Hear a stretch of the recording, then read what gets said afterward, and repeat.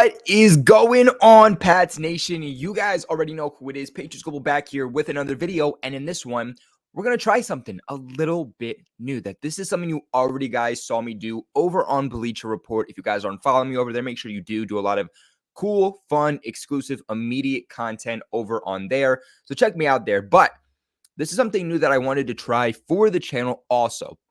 Now, you guys already know we have a little segment on this channel where we talk about winners and losers from the previous game. So guys that performed really well, or guys that really did not perform good at all and really prohibited the Patriots from either winning the game or made the game closer than it should have been.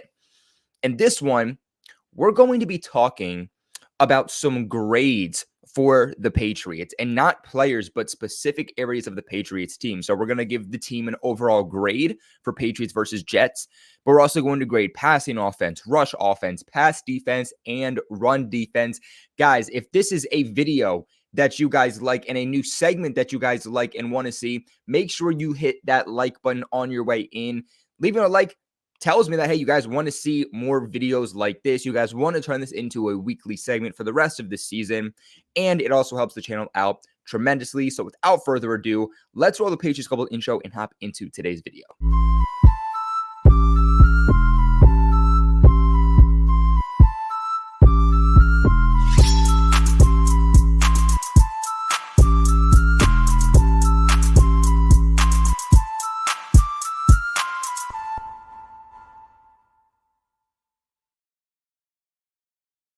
So first off, let's start with the Patriots passing offense. Straight off the bat, I have to give this a C.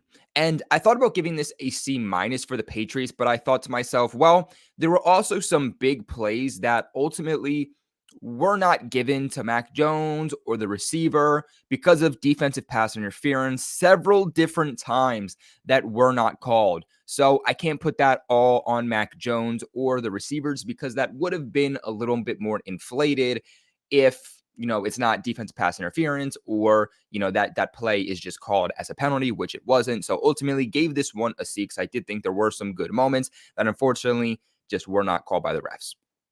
But still not a great day for this Patriots passing offense here. We look at it, Mac Jones, 29 total pass attempts, 15 total completions, 201 yards, 1 touchdown, 0 interceptions, and took 0 sacks.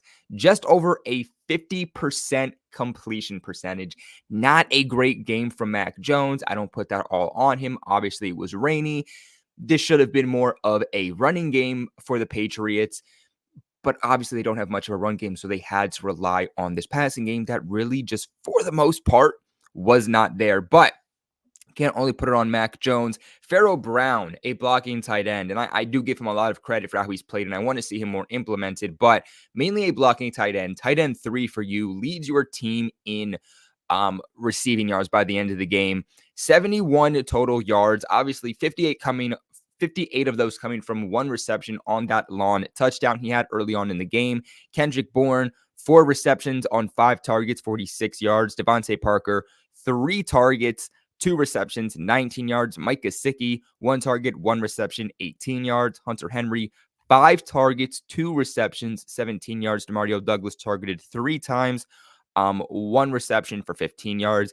And then you have guys like Zeke Elliott with 7, Schuster with 5, and Ramondre Stevenson with 3. This game shouldn't have been as close as it was, and unfortunately, with not much of a rush attack right now for the Patriots, you have to be able to pass the ball until your running game gets figured out, and excuse the lag that I see we are having here. But let's hop on to the Patriots rush offense. So I give this Patriots rush offense a B. Was it great? No. Was it something that I'm saying the Patriots rush attack is here, it's back? No, but it was also the best we have seen so far through 3 games. And that starts with my man, Ezekiel Elliott, finally given the opportunity to cook. Zeke Elliott really was only averaging about 5 to 8 carries per game. And I've been saying, I understand why Ramondre Stevenson is your lead back, But right now, we don't have the offensive line for Ramondre Stevenson to truly succeed. And while we don't have the O-line for Ramondre to truly succeed, you have to roll with the guy that is going to give you that best chance at succeeding. And I think that guy is Zeke Elliott, the guy that really is rarely going to get stopped behind the line of scrimmage or at the line of scrimmage. He's going to pin his shoulders down, run through people, and at least pick up a couple of tough yardage plays per attempt for him. So with that being said, he finishes the day with a long run of 14 yards, 16 carries, 80 yards. Ramondre Stevenson, 3 more carries than Zeke Elliott, 19 carries, 59 yards. And obviously Mac Jones and Mario Douglas given a couple of attempts. So the Patriots overall as a unit finished the day with 40 carries, 157 yards, 0 touchdowns, and a long run by Zeke for 14 yards. There was only one time that I thought Zeke could have done better, and that was punching the ball to the outside when he was given an outside run versus punching it back in. But other than that, I thought that it was absolutely fantastic.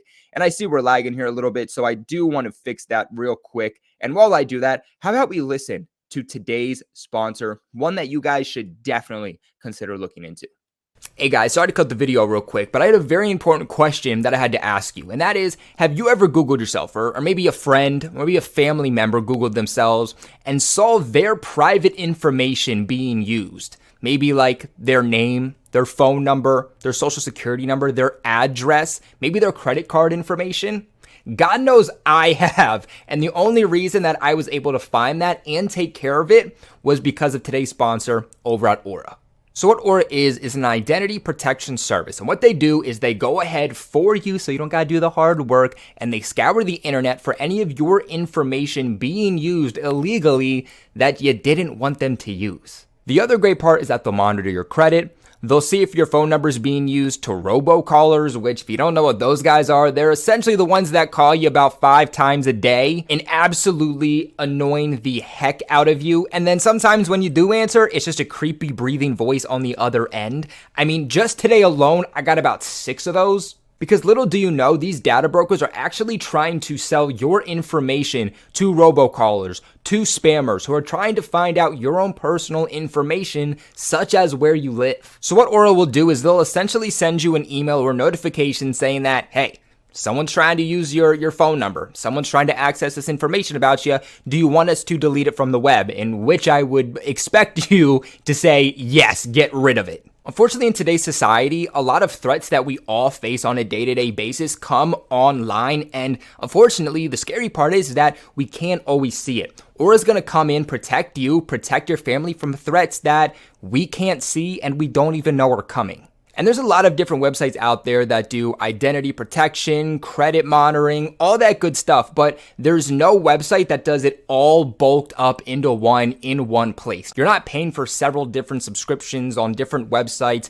It's all in one place, and they're able to cut that bill down for you in more than half. Because of Aura, the days of you having to get an antivirus or a password management or a VPN are officially out of the door because they're going to do everything for you in one space. So hey, look, you guys can go right ahead and let people exploit your own private information, or you can go to the link in the description box below and pinned in the comment section below to go ahead and sign up for your 14-day free trial over at Aura.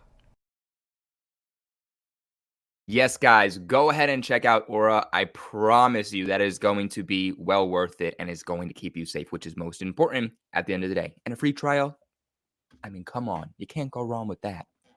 But let's get into the defense. Patriots pass defense here, I have an A. I thought that they were absolutely spectacular in this game. I literally tweeted out. If you guys follow me on Twitter, I tweet out during the game all the time. I tweet out news. I tweet out my thoughts. So go check me out on there for some exclusive thoughts. But I was thinking to myself, and I tweeted like the third quarter, I was like, is Garrett Wilson playing in this game? Am I missing something? Because I have not seen this guy on the field. I've not heard his name called, and he's supposed to be one of the best, wide receivers in the league, right? Like, is he just not playing? No, he was playing, but he was very much limited. He was limited to 9 targets, 5 receptions, 48 yards, and a long catch of 29 yards. The reason that I did not give these pass defense an A+ is because they are kind of the reason that this game got close towards the end. As we all know, that only drive that the Jets had, of course, they started at their own 49, 48-yard line because of, the Patriots offense putting themselves deep, unfortunately, because of penalties. But that's besides the point. Uh, that long touchdown drive there by the Jets seemed like it was Garrett Wilson, Garrett Wilson, Garrett Wilson, and they were just passing all over this Patriots defense. That was the only drive and the only time they did so all game. But because of that, because it was late in the game, that is what essentially made it a 3-point game before that Matthew Judon safety and made this game closer than it really ultimately at the end of the day had to be. So that's the only reason they're not getting an A+ here. But Zach Wilson completing exactly 50% of his passes, 36 passes, 18 attempts, only 157 yards, sacked 3 times, 0 passing touchdowns, but also 0 interceptions. So I will say is that I do think that he improved even slightly because he was averaging about 1 to 1.5 interceptions throughout the last 4 meetings against the Patriots. Other than Garrett Wilson, who was the leading receiver in this game, by the way, Allen Lazard targeted 5 times, 3 receptions, 39 yards.